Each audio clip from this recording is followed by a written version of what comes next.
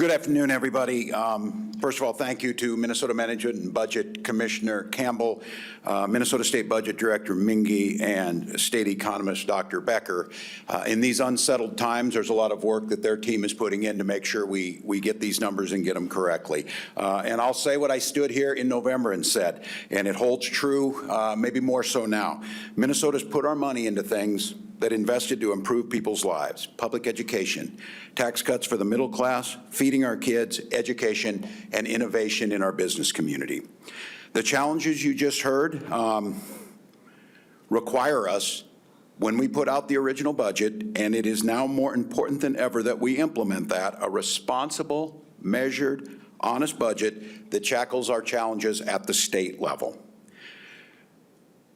But what's clear in this budget picture, and you just heard it, is that there is a storm at the federal level, and that storm is Donald Trump. That's the thing that's changed between November and today's numbers. The uncertainty and the destructive chaos is one thing. We walked in here, we talked about the tariffs, and during that time now, we're hearing that some of the things from the USMCA will be exempted from this. This is chaos. It's nonsense. It's not how you run any business, let alone the federal government, and the impact on states is immense. I don't have a crystal ball to tell you how he's going to act. I can tell you yesterday I had conversations with our neighbors and our biggest trading partners, Premier Canoe in Manitoba and Premier Ford in Ontario, and the havoc it's wreaking on their people is being felt. They are going to have to respond accordingly, and the states are going to be put into that situation. Now, look, I know Donald Trump doesn't care about balancing budget. His proposals add $8 trillion to the federal budget. You heard this numbers up here, and I think you're going to get an opportunity to hear some of these leaders up here. I'm going to give a shout out to some of the members of the Republican caucus in the Senate and the House who put Minnesota above politics and wrote a letter that clearly described what the Medicaid cuts would do. I don't believe they agree with me on this. I don't believe they will agree necessarily that the budget is exactly where it's at. But we do have to agree on some facts. Minnesota pays more into the federal government, and the destructive way that these cuts are being implemented will negatively impact, and you heard that, 42% of Americans' children. All for the reason to give tax cuts to the wealthiest folks, some of them who are in charge of making the cuts. It's insanity. Here in Minnesota, we don't do things that way. We've balanced 3 budgets in this administration. We've created record surplus, growth in the economy, through a downturn, through a global pandemic. We've done it bipartisanly in the past. But the reality is this: we have a solid budget, we have surpluses now, but we have some cost drivers over the horizon. So making sure that we're curbing the increases while delivering those services is going to be absolutely critical. You heard that laid out about where the numbers are.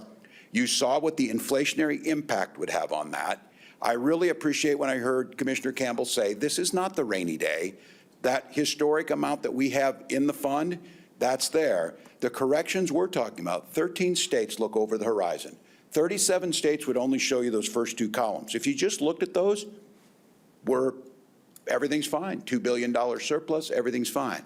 The over the horizon, especially in some areas that we can contain costs while still delivering services, keeps us AAA bond rated. It keeps the growth that we're seeing both in population and in business startups, real wealth, and the opportunities of innovation. So we've got an opportunity here to tackle these things. We have an opportunity because we've seen it bipartisanly. Folks in the House and Senate know that we need to watch what the federal government's doing around Medicaid.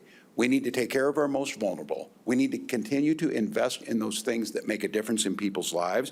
And when we do so, we end up year after year, balanced budgets, AAA bond rating, and we're going to be able, in this budget that I put forward, is to cut taxes for the middle class, the first ever sales tax cut, and we're going to be able to implement a very aggressive R&D tax credit that will continue to spur the innovation that we're seeing. We were in the Netherlands last week where we saw Philips Corporation make one of their first commitments back into the United States, investing in Plymouth in technology around their medical devices and upstream.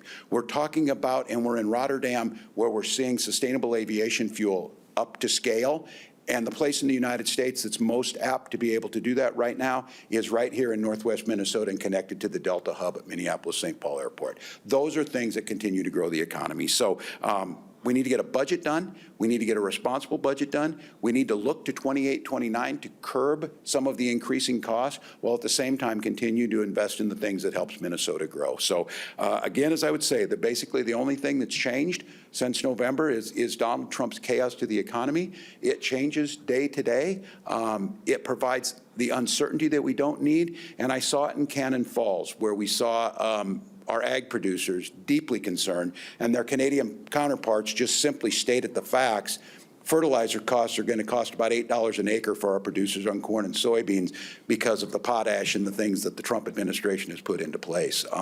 I think when we see it with our energy costs, and again, talking to the premiers of Manitoba, we receive over 1,300 megawatts of power from Manitoba. It's really important. If we are unable to get it from a friend, where we negotiated a fair price and they're unable to continue to deliver that, our power producers are going to have to go out on a market, and we won't have the leverage to be able to do that, and that will be passed on to consumers and to businesses. So I would encourage, when the Republican folks come up here, they tell us what they're doing to talk to the Trump administration about bringing some sanity back to the budgeting situation. Work with us on getting tax cuts put in place for the middle class here in Minnesota, making sure that we're continuing to invest in our education, make sure we're investing in transportation, that we have those dedicated costs, and continue to see a growth economy that we've seen in Minnesota coming out of the pandemic. With that, I'd be glad to take some questions. Tuesday in your visit to the farm, you said you'd be coming up with a revised budget sometime in the coming weeks. Now, with this forecast from today, what can we expect to see in the Yeah, and as you see, it's around the edges with, when you're talking numbers this big, it's around the edges with the inflation. This was, I believe, predicated on February 10th data, if I'm not mistaken. And as I said, we've had 3 changes in 24 hours to tariffs numbers that have come out. I don't know if we're all getting used to insanity being the norm now, but that is not normal behavior. So what I would say on this is, we've got a couple weeks. We will come back. We are not going to chase the chaos. We are going to predicate it on the real numbers that we have, which is this. And I think what you'll see us, we'll come back with those numbers. They will balance, as we always do. But I think the base of that budget is now more important than ever, to make sure that we're containing those costs in the areas that are driving over the horizon, and continue to invest in the things that make us our growth. Governor, this doesn't have the federal cuts, freezes, layoffs. No. Federal government's a top 10 employer, or was a top 10 employer in the state. Do you have a sense of the scale of the layoffs? Well, and you heard this, that 80,000 at the VA. It's 438,000 at the VA. If somebody comes up to you and tells you, oh, that's not all doctors. Really? People that wash the linens, that keep our veterans safe, the people that do the procurement on the drugs, the people that fix the maintenance system in the building, and somebody who's never served, a billionaire, goes in with an 18-year-old and decides 80,000 of those people aren't worthwhile. This is nuts. And we got to stay balanced here. Well, Governor, there's probably some of those jobs. Yeah, probably. Which ones? You tell me. Show me names, show me numbers. So yes, I am deeply concerned. Here in Minnesota, someone tell me if I'm forgetting this number, is it 22,000, I believe, of federal workers, I think, about what we have spread across from the national parks to the weather service to other things. Yes, it will be dramatic with these people going out. Now, the one thing is I'm going to say is we value that. We are aggressively looking if we can hire people into Minnesota, if we can hire them both into state government or we can hire them into the private sector. We're encouraging people to look to Minnesota as a landing spot, but man, it's tough. So yeah, it's a significant impact. And you heard Commissioner Campbell say this. If the budget that they put forward and they voted on goes through, $1.2 to $1.6 billion. And that impact, again, because all the things, if you want to come up here and, the make-believe stuff that the president was saying money was being spent on, that's the fringe on the side. This is Medicare. This is Medicaid. This is transportation funding. And the impact on it, as you heard, a third of our budget. And we in Minnesota are one of the least dependent states on the federal government, and the impact, as Mary mentioned, it will be dramatic. And again, I hope we don't lose this. There's a macro impact of this, which is Dr. Becker's job to tell us on. I think it's our job as elected officials. This is the micro. That's a family that worked hard to serve this country, serve this state, and they are being told that they are not valued and being told to say, list 5 things that you did this week. When you say hire some of these workers instead of the state government, are you talking about existing vacancies or adding? If we have vacancies open, yeah. If we have experts and we have state veterans homes that we're always trying to find people in, if we have folks that know how to care for veterans, we would look to try and do that. But it's hard to absorb it. Now, look, folks are looking for workers, but these are professionals that are being let go. Governor, beyond the federal stuff, you've got the forecast showing even more growth in the HHS and education, special education, disability waivers. Do you foresee having to have even stronger curbing of that growth as you propose in your first budget? Well, I think that's what we'll get into. And I think it's because this is reasonable, it's stretched over the 2 bienniums where we get a handle on this, where we don't have that rainy day. It's not a crisis. There's time to do this because everyone here and every legislator that stands in front of you is going to have to recognize that if we don't do this, it will be there. And as I've said, it'll be 1/8 of the budget by 2028, 29. It'll be about half the budget by 2035. I think this path is still there. This is a relatively small on the edges of this to be able to adjust. So I don't think we're going to be asked for any more. And again, the goal of that is not stopping or cutting, curbing growth to fit within where our revenues are. And again, we have an opportunity here to tackle this on the front end so that we don't have to have the crisis situation or the rainy day. So I got one here and then I'll go to the back. Esme? Why isn't this potentially, you're outlining, you're laying out a crisis as something that could be devastating to Minnesotans, especially in the area of Medicaid cuts, all those things. Shouldn't Minnesotans be comforted that you got this $3.5 million in the rainy day? And why wouldn't this be a rainy day situation? Well, certainly because not in this biennium, we don't have that. We have a surplus. We have a $2 billion surplus we'll end with. This is the over the horizon. And again, if you use that as one-time spending, the cost drivers I'm talking about, you could put $10 billion in one time in it, and all you're doing is prolonging it, and it will be worse when it comes out of that. So we're certainly will do what we can, but I just think if you see the $1.6 billion cut on the conservative side of this, if Minnesota uses half of our surplus to put into that to try and protect, when the real crisis comes on March 14th, if they shut down the government, or if they choose to cut into other things, I think our analysis of this is this could get far worse. We're not in a crisis right now. We're not in a rainy day. Actually, I haven't heard any mention until now of the government shutting down, which both sides seem to indicate that it probably will. I mean, how much of a factor would that be in all? Well, I would have our folks come up. We've been through this exercise before. It was Commissioner Franz at the time where our teams will start and they already are on the periphery looking at this. They will start planning what that looks like on the loss of receipts that we're going to receive and all of that. We had to do this back, I believe, was it 2019 when we had this situation when they did shut down. That planning is started now. It will increase dramatically if it looks like it, and I think it doesn't appear to me like they're moving towards a workable solution. But we will be ready for that, and then we'll put out as soon as we can, as we did last time, what those impacts will be. I'll go to the back, Evan. I'm going clear to the back first. Go ahead. Governor, does this whole uncertainty cause you to start to think about a whole different budgeting process? I mean, you have a discrete process now that happens every 2 years, basically, with maybe a little fix in the off year, but with so much uncertainty now, are you going to have to do something that's a little bit more continuous or rolling? That's interesting. The interesting point. The point is with the uncertainty we have, and we do 2-year budgets, I see some accomplished legislators sitting here that I'm going to use my chance to let them maybe talk about this.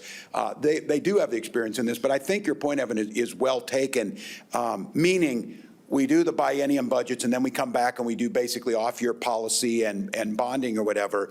In today's modern world with the uncertainty, does that make sense? I will defer to the legislators, but I think it's a question we should ask because I do, and it's one that, it got asked, I'm not going to say it, do you do more forecasts? And obviously we had this question, no, not necessarily, but I think all of you get what we're at here.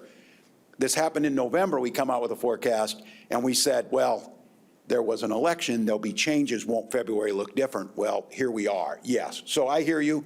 I think it's worth considering. I think, again, that it begs that question, what happens if you do a budget, the legislature starts working, and the federal government makes more massive changes? I think the answer to that is we cross that bridge when we get there. So the president, a couple nights ago, in the address to Congress, seemed to minimize the effect of the tariffs on the economy, saying we're going to have hundreds. you do that when you're a billionaire because it doesn't really impact you. So I'm just saying, I'm not surprised by that. He says hundreds of billions of dollars of manufacturing investment is going to come in. Do you buy that? And if not, do you have fear that there's going to be a recession that will then have? Look, I'm not going to speculate to that point. I think you prepare for that. But let me just say this about what he said. It's not just that I don't agree with that. It's that not a single economist agrees with that anywhere. It's not another country's budget director agrees with that. And the history of economic use of tariffs and trade wars like this, there is no instance of doing any of the things that he said. So I don't know what else to say on this. It isn't political for me, and I would love this. If everything he said, we saw massive growth, massive remanufacturing, massive numbers. We find workers, apparently, that are around that, we all know how hard that is to find. If all of those things worked, that's great. My beef with him is not that I just want to pick a fight. My beef is this is lunacy. And I will make the case on this. Coming from someone who not only could not do budgets, could not do business budgets, and could not keep businesses in place. When you have a casino and you can't make money, that ought to tell you something. Republicans are proposing to delay paid family and medical leave rollout and make some other changes to the program. At a time when more people are going to get laid off and need to do this? Would you support any changes if it came with cost reductions? Well, we'll always look for cost reduction, but I'm not interested in cutting benefits to people. I'm not interested in us joining the rest of the 197 countries of the world that have paid family medical leave. I think us in Yemen, maybe. I want to be in that because what we know is states and countries that have paid family medical leave have higher production, they have higher consistency in their work, they have a higher quality of life. And people, for goodness sakes, you should not have to go broke because you got to go get chemo or you got to take your kids because they're sick. So we were willing to work. We had this discussion. Kicking the can down the road, no, we're not going to do that. Will this new forecast call for major revisions to your budget No. proposal? And especially on the Medicaid issue that already got a lot of pushback last time from Democrats. Yeah, and no, Republicans. it won't have major, Tom's question, the major revisions. No, it's the inflationary costs on the edge. It's why I'm glad we take and budget for inflation, and now we're seeing what the effects of inflationary change will make. No, it will still be there. I would say this, it reinforces the need, because again, I just said there's just two universals in this. Do you want your taxes cut? Yes. Do you want your services cut? No. You got to figure out how those two things blend together. And in Minnesota, we do a very good job of this. We're in a very solid spot. We're not talking about cutting services. We're talking about curbing growth to be manageable so that we can spend and do the things in other areas like cutting sales taxes, like cutting and improving the R&D tax credit. So no, this should be relatively around the edge. But the question that Evan was asking and others is, by the time you get this out, at the pace we're on, what we saw 3 today, say it takes us 14 days, I'll see 42 different positions from the Trump administrations on tariffs. That warrants having to take another look. So specifically on the Medicaid issue, you don't expect that to get any deeper, those cuts? Well, I think we'll work with them. No, not exponentially. There'll be things around the edge that we will have to look at in terms of this. I think we were looking at 1%, so we'll 1.1%, 1.2%.